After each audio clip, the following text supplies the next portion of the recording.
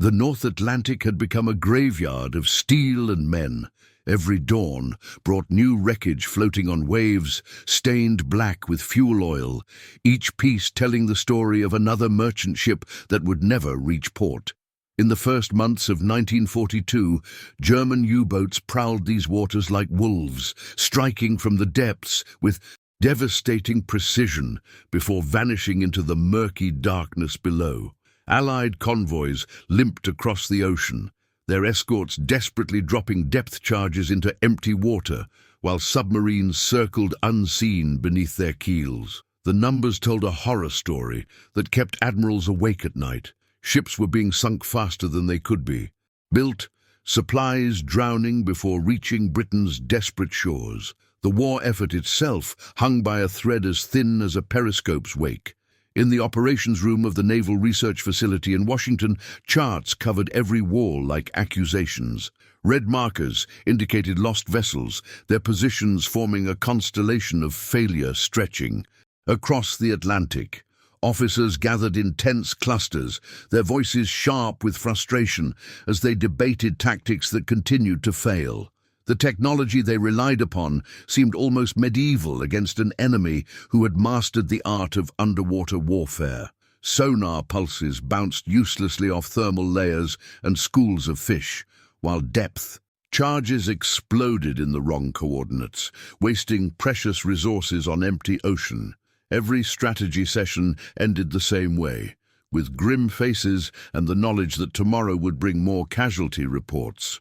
The question wasn't whether they could win the Battle of the Atlantic anymore, but whether they could survive it long enough to find an answer.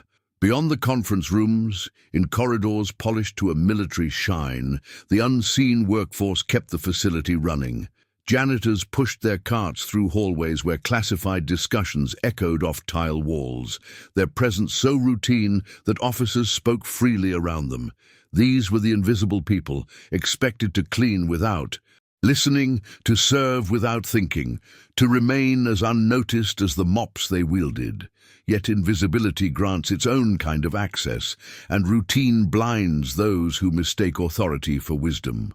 In war, salvation sometimes comes from the most unexpected quarters, whispered first in voices that power has trained itself not to hear. The Atlantic kept claiming ships, and the chalk dust kept settling on baseboards where careful hands would soon sweep it away.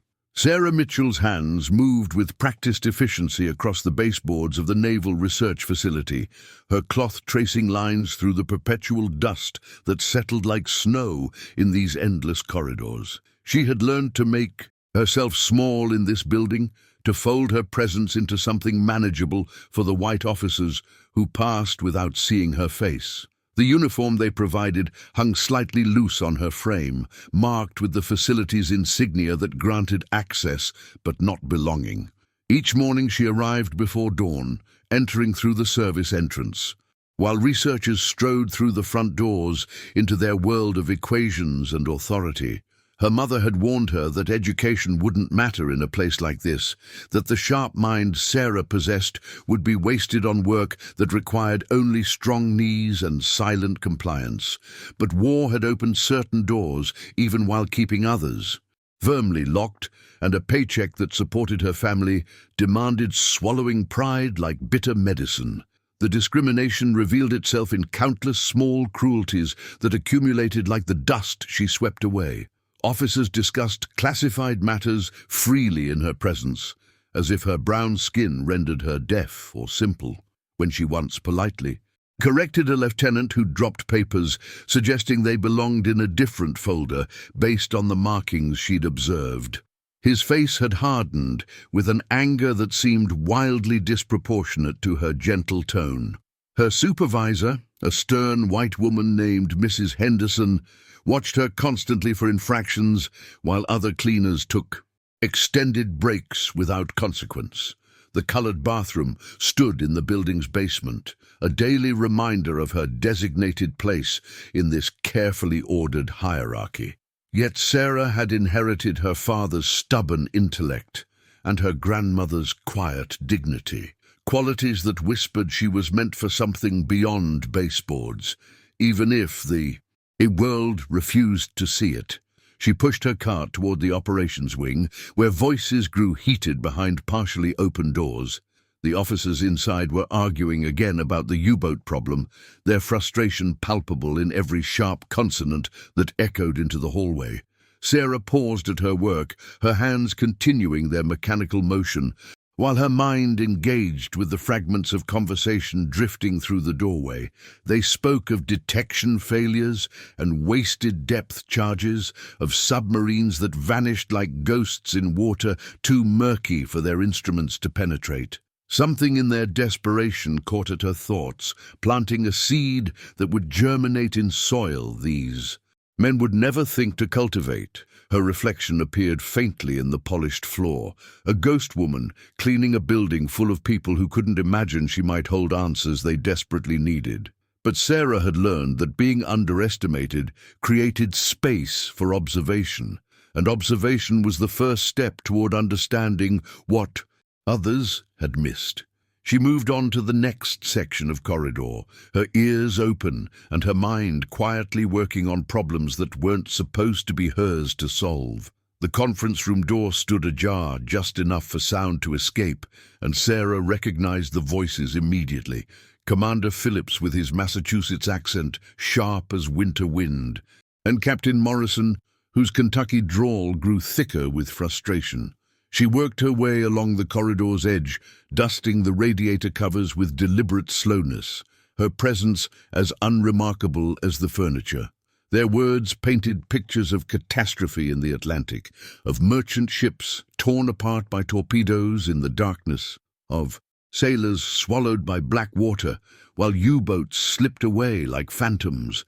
Morrison's fist struck the table with enough force that Sarah felt the vibration through the floor, his voice cracking as he described how their newest sonar equipment had failed again off Newfoundland, unable to distinguish submarine signatures from thermal layers and schools of fish in the murky depths.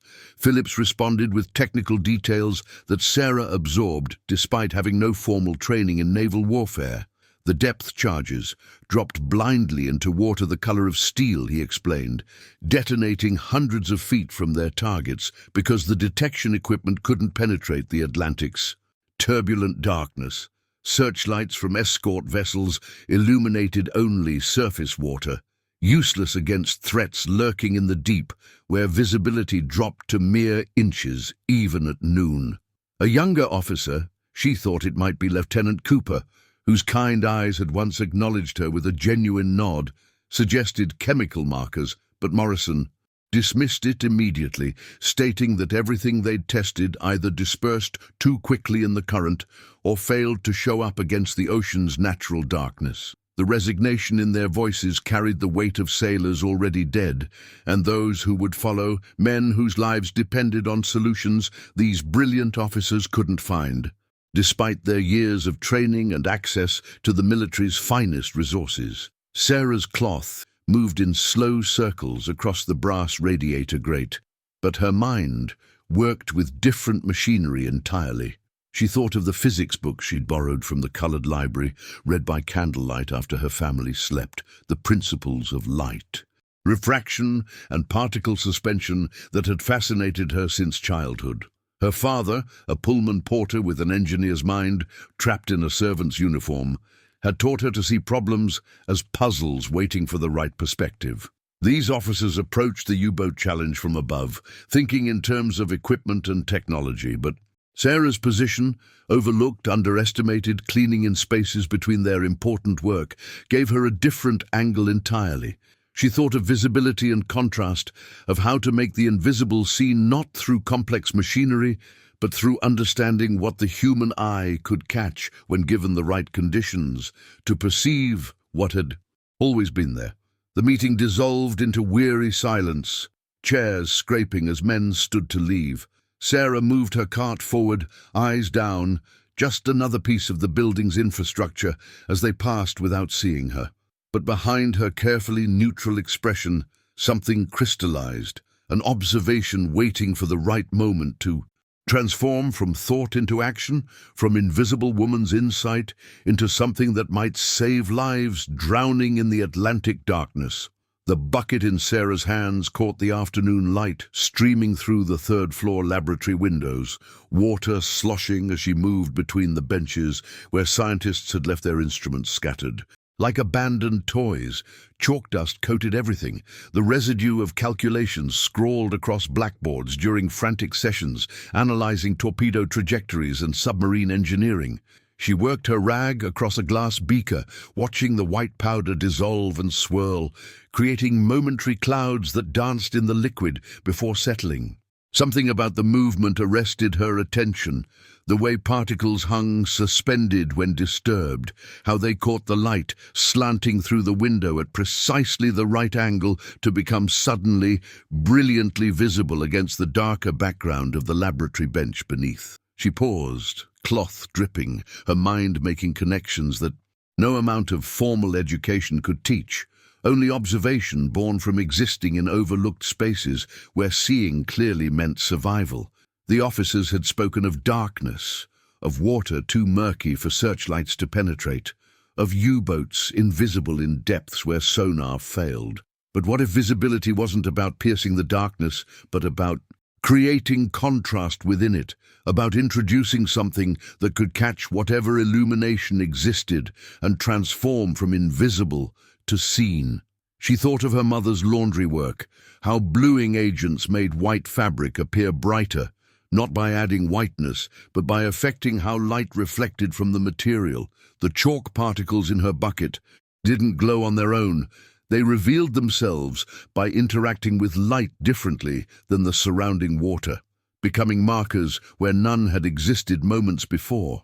Sarah's heart accelerated with the dangerous excitement of understanding something important, something the brilliant men in their pressed uniforms hadn't considered because their perspective came from textbooks and laboratories, not from watching how the world actually worked in its smallest, most overlooked details.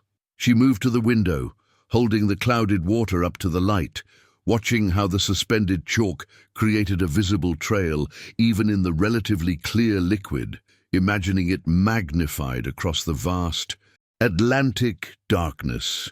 If dropped near a submerged vessel, wouldn't the disturbance of its passage through water create exactly this kind of suspended marker? Particles that could catch a searchlight's beam and trace the invisible shape of what moved beneath. The laboratory door opened behind her, and Sarah immediately lowered the bucket, her posture shifting back into the expected invisibility of her role. But her mind continued racing through calculations her father had taught her on those long nights when sleep mattered less than knowledge. She understood with crystalline clarity that she held an answer to their impossible problem, an elegantly simple solution born not from complexity but from seeing what had always been there, waiting for someone positioned exactly where she stood to finally notice. Sarah's decision crystallized during the long walk through corridors that separated her world from theirs. Each footstep on polished linoleum, a drumbeat against the voice in her head, warning her to stay silent, stay invisible, stay safe. But the ships kept sinking. She'd seen the casualty reports in wastebaskets, read the desperate communications left on desks she cleaned, knew that men were drowning in frigid Atlantic waters while she mopped floors and held knowledge that might save them.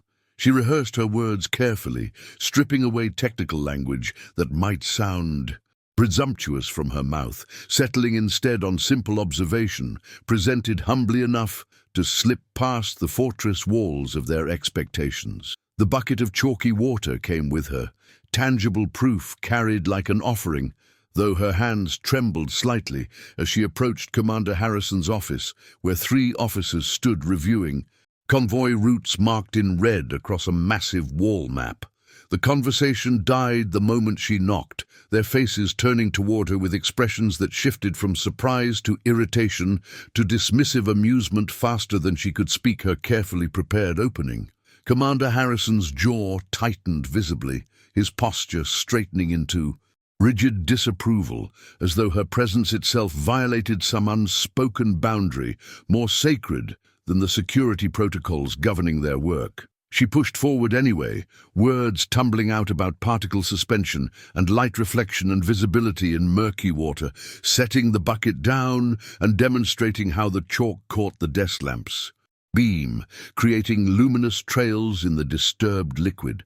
The youngest officer actually laughed, a sharp, cruel sound that cut through her explanation like scissors through fabric, while Harrison's face darkened to a shade that spoke of anger, barely contained beneath the veneer of professional restraint.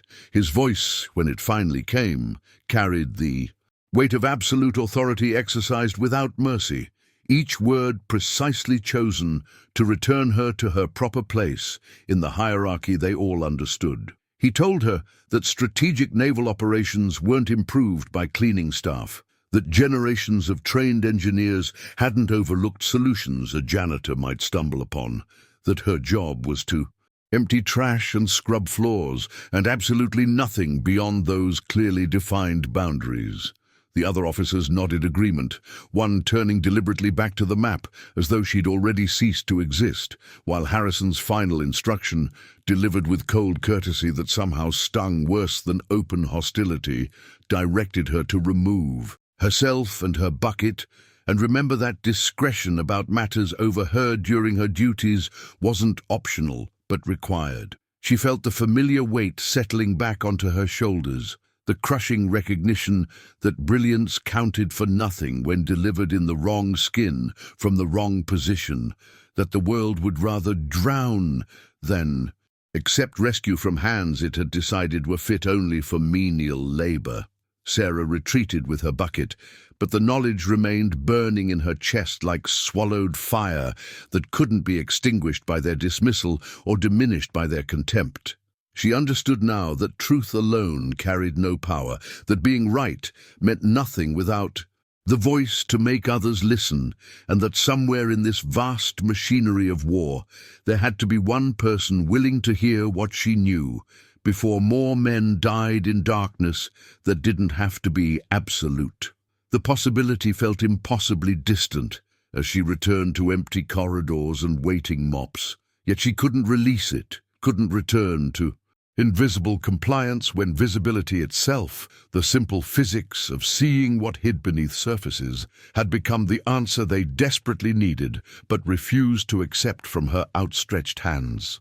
Lieutenant James Cooper found her 3 nights later in the basement storage room where cleaning supplies were kept, his uniform rumpled from a double shift and his eyes carrying the particular exhaustion of men who studied death charts until the numbers blurred into faces of sailors they'd never meet. He stood in the doorway, without speaking at first, watching Sarah organize bottles of ammonia and pine cleaner with the same methodical precision she applied to everything.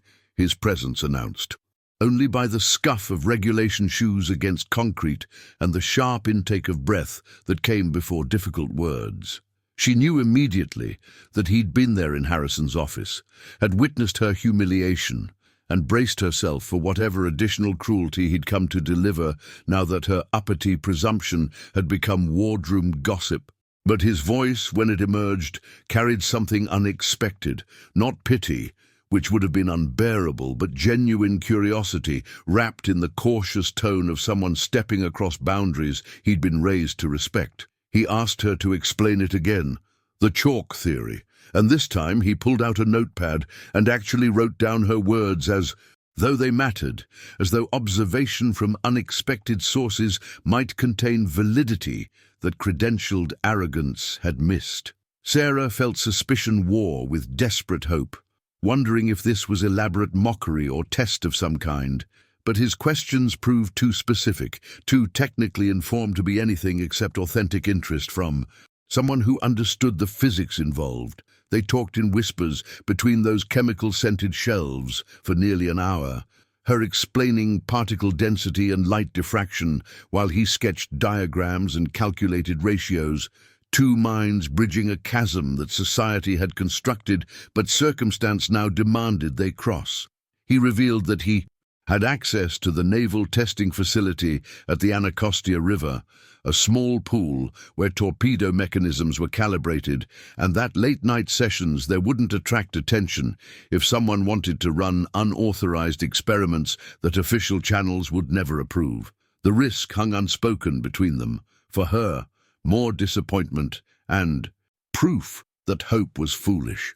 For him, career destruction if caught conducting trials based on a black janitor's theories that circumvented command structure and proper protocol. Cooper understood the asymmetry of their danger, acknowledged it with a directness that surprised her, admitting that he had everything to lose professionally but nothing, compared to what she risked simply existing in spaces that resented her presence. They agreed to meet the following Thursday when his duty rotation and her cleaning schedule aligned. The conspiracy sealed not with handshakes, but with the grave recognition of two people who'd glimpsed the same truth and couldn't unknow it regardless of consequences.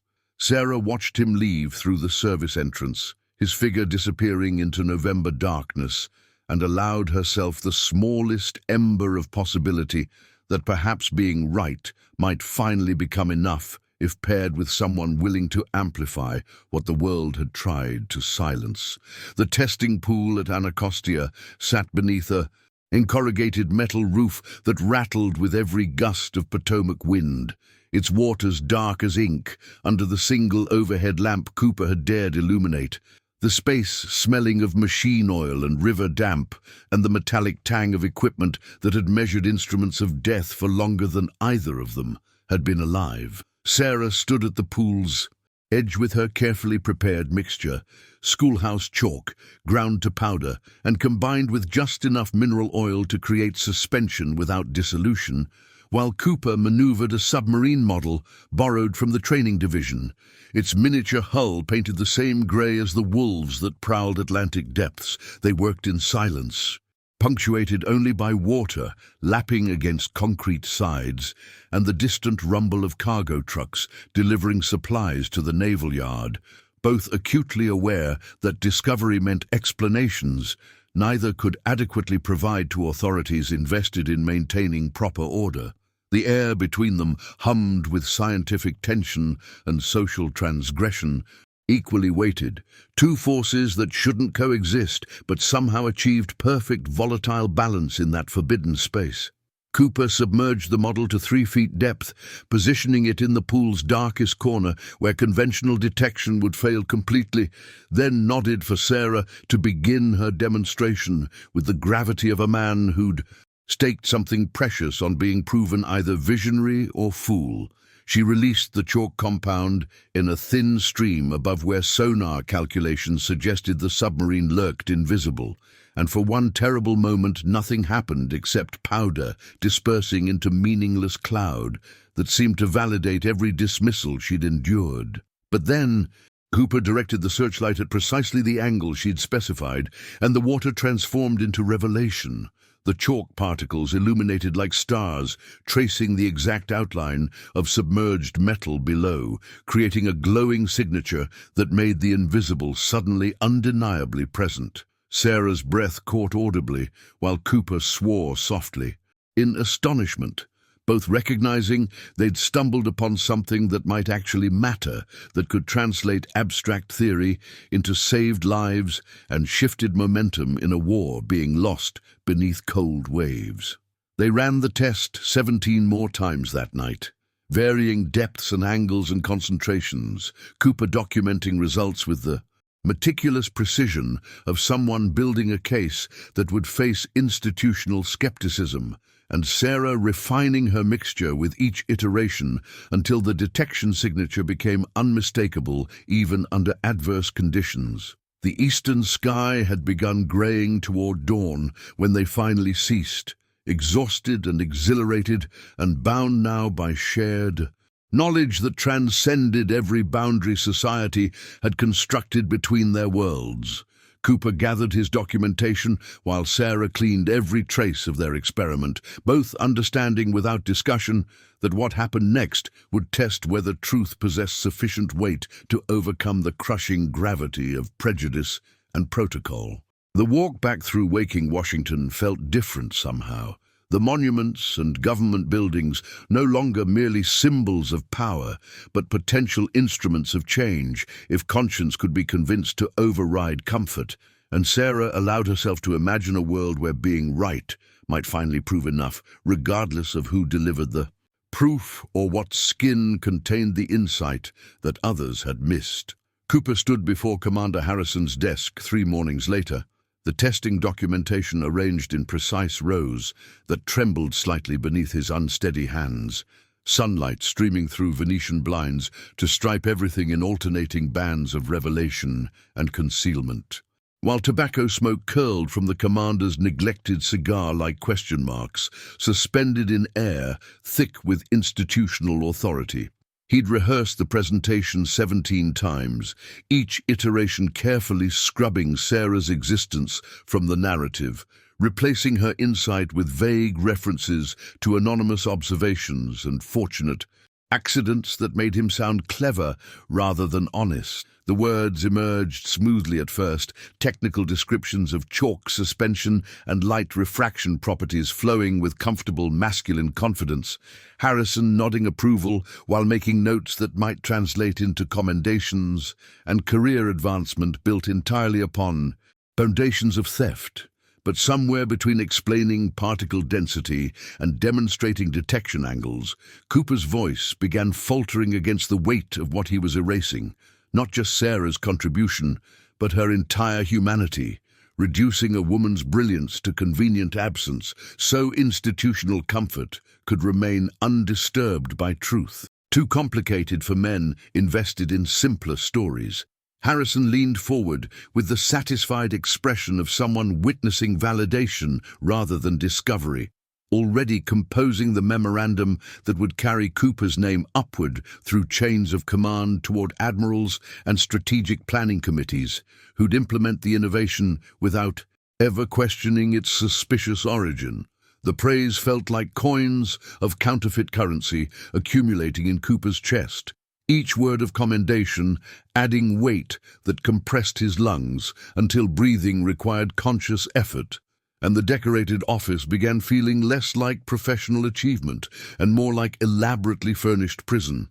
He watched Harrison's pen move across official stationery, immortalizing falsehood in permanent ink, and understood with terrible clarity that silence now meant complicity forever, that walking through this door without correction would transform him into exactly the kind of man his mother had raised him never to become. The realization arrived not as dramatic thunderbolt but quiet certainty settling into his bones like winter cold, and Cooper heard himself speaking before conscious decision could intervene, words emerging with the reckless honesty of someone who'd finally calculated the actual cost of advancement purchased through betrayal.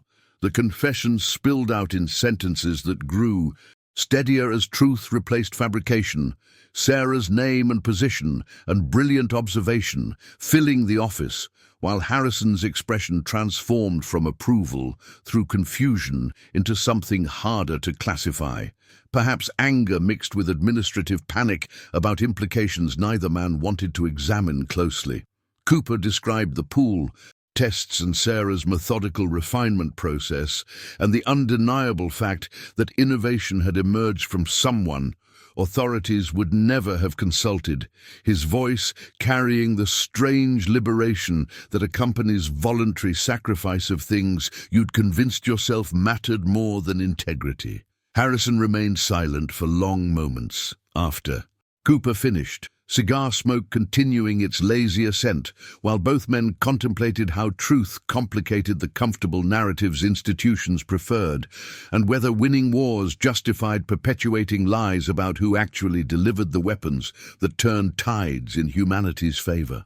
The commander finally spoke in measured tones, suggesting conversations happening simultaneously with superiors who'd need to reconcile effectiveness with prejudice, asking questions about verification and documentation while carefully avoiding explicit acknowledgement that their navy might owe survival to brilliance they'd systematically excluded from every room where decisions got made. The chalk. Compound reached the North Atlantic convoy routes during the brutal crossing season when October gales transformed the ocean into a heaving battlefield of 30-foot swells that broke across escort destroyer decks like artillery shells made of frozen water, carrying with it implications that troubled captains more than they'd admit in official. Communications to Fleet Command, HMS Steadfast, received the first deployment canisters in sealed containers marked with cryptic technical designations that revealed nothing about the powder's unlikely origin. Commander Whitmore reading the implementation instructions 3 times before accepting that headquarters seriously expected him to dump what looked like schoolroom supplies into combat waters while hunting vessels capable of sending his ship to the bottom within minutes. The accompanying technical briefing mentioned detection improvements without explaining the science behind them, and Whitmore, veteran of 18 convoy crossings and survivor of 2 torpedo strikes, had learned to trust operational innovations only after they'd proven themselves against enemies considerably more sophisticated than training dummies floating in calm harbor pools. The opportunity arrived 4 days into the crossing, when sonar contact painted a possible U-boat shadow trailing the convoy's port flank through conditions so murky that visibility barely extended beyond the destroyer's bow, wind-driven spray mixing with coal smoke to create atmospheric soup that reduced warfare to desperate guesswork and prayers that depth charges fell somewhere near actual targets. Whitmore ordered the chalk deployment with skepticism thick enough to taste beneath the salt, coating his lips, watching. Crewmen dumped canisters overboard while the destroyer carved tight circles around the contact point, searchlights stabbing downward into darkness that had swallowed too many good men for supernatural intervention from mysterious powder to seem remotely plausible. But when the beams caught the dispersing compound, white trails spiraling through black, water like ghostly fingers pointing toward doom, the effect proved undeniable, a luminous stream flowing toward something massive moving beneath the surface, revealing the U-boat's position with clarity that made Whitmore's breath catch, despite years of disciplined emotional control during combat operations. The depth charges fell with precision, impossible under previous conditions, explosions sending columns of white water skyward while sailors gripped rails and prayed the enemy died before launching torpedoes that would transform their vessel into metal coffin, sinking through 3 miles of freezing darkness toward the Atlantic floor. Oil surfaced minutes later, dark slick spreading across the heaving swells, like accusation or vindication, depending on which side of the periscope you occupied, followed by debris that confirmed the kill and prompted ragged cheering from men who understood they'd witnessed something fundamentally different from warfare's usual chaos. Whitmore stood silent at the rail, watching evidence of German sailors' final moments disperse across indifferent waves, thinking about the mysterious powder that had delivered this victory and wondering whose mind had conceived salvation from such unlikely materials. Within weeks, the innovations spread throughout convoy escort groups like wildfire through dry timber, captains sharing results through communications that grew increasingly enthusiastic as U-boat kill rates climbed beyond anything strategic planners had projected for the autumn crossing season. The chalk compound worked in conditions where sonar failed and darkness rendered visual detection impossible, giving Allied forces advantages that transformed the Atlantic's mathematics from catastrophic attrition towards something approaching sustainable equilibrium, where merchant ships actually reached Britain with supplies necessary for continued resistance. Sarah Mitchell stood before the third-floor window of the Naval Research Facility on a grey December morning when the recognition arrived, not through ceremony or public acknowledgement, but in the form of a plain manila envelope, delivered by a junior aide who avoided meeting her eyes before retreating down the corridor, like a man escaping contaminated territory. Inside, she found a single-page letter bearing signatures from officials whose names she recognized from newspapers, words thanking her for contributions to National security rendered in language so carefully neutral it managed to express gratitude without specifying exactly what those contributions entailed or acknowledging the uncomfortable reality that janitorial staff had accomplished what university-trained engineers had missed.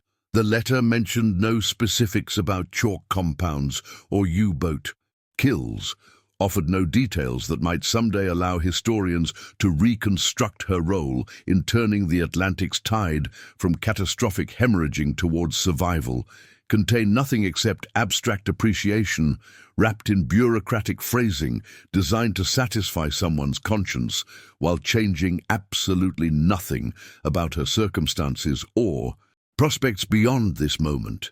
She read it twice in the empty hallway where she'd paused her morning rounds, then folded the page carefully and tucked it into her uniform pocket next to the cleaning rag that symbolized everything about how the world saw her contributions, regardless of their actual value to the war effort that dominated every newspaper headline and radio broadcast. The facility never officially acknowledged her innovation beyond that single letter, and Sarah returned to cleaning laboratories, where officers discussed detection technologies, without recognizing the woman emptying their wastebaskets as the source of methods currently saving lives across 3,000 miles of hostile ocean. She listened to their conversations about improved U-boat kill rates and shifting tactical advantages with emotions too complicated for simple description, pride mixing with bitterness in proportions that changed hourly, depending on whether she focused on lives saved or recognition withheld by men who'd rather credit abstract research than admit salvation came from observations made by someone they dismissed as invisible. Lieutenant Cooper visited occasionally, with updates delivered in quiet voices during moments when corridors stood empty, telling her about convoys reaching Britain intact and sailors surviving crossings that should have killed them. Offering information he clearly hoped might compensate for the public acknowledgement that would never arrive, regardless of how many lives her insight preserved.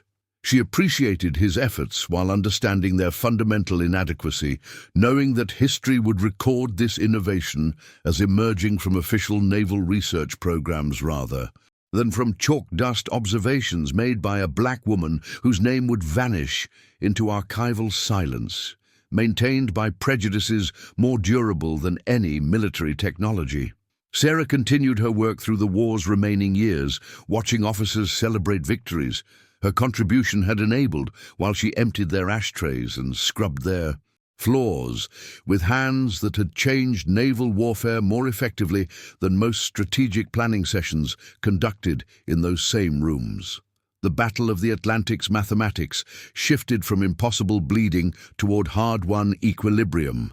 Merchant ships delivering supplies that sustained Britain's resistance, while convoy escorts hunted U-boats with technologies traced to observations made by someone the system had trained itself not to see as fully human or capable of strategic thinking. She saved newspaper clippings about the Atlantic campaign, reading casualty statistics that decreased month by month, and thinking about sailors who'd never know their survival connected to a janitor's moment of curiosity about how light caught suspended particles in water, their lives preserved by innovation. The historical record would attribute to men who'd initially dismissed the concept before quietly appropriating credit once battlefield results proved undeniable. Years later, when the war ended and veterans returned to rebuild lives interrupted by global catastrophe, Sarah kept that manila envelope in a drawer beneath clothes she'd worn while changing history from positions the world considered invisible, its careful phrases representing the closest approximation of justice she'd receive for contributions that helped determine civilization's survival during its darkest testing. The chalk compound remained classified long after necessity justified such secrecy, bureaucratic inertia and institutional embarrassment conspiring to bury stories that complicated preferred narratives about who contributed to victory and whose observations mattered when humanity fought for its continued existence against enemies who'd nearly severed the Atlantic lifeline. She told the story sometimes to family members who listened with expressions mixing pride and rage at circumstances that had allowed such treatment, her voice steady while describing both the innovation and its theft by systems designed to deny her full humanity regardless of demonstrated capability.